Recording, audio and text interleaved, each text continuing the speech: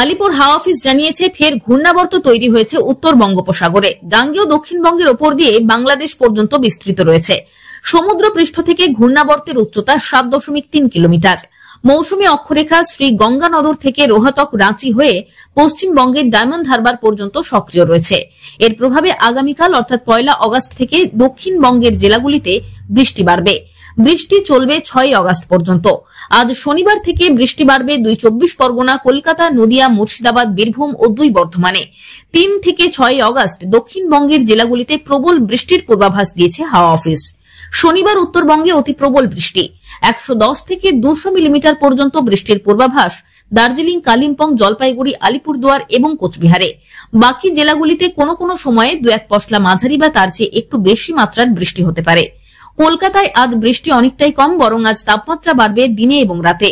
দোসর হবে বাতাসের প্রায় 99% আপেক্ষিক আর্দ্রতা। দুপুরের দিকে ঘেমে নিয়ে নাজেহাল হবে কলকাতা। শনিবার থেকে সোমবার পর্যন্ত আবার কিছুটা বৃষ্টি বাড়বে। মঙ্গলবার থেকে বৃষ্টি কিছুটা কমবে।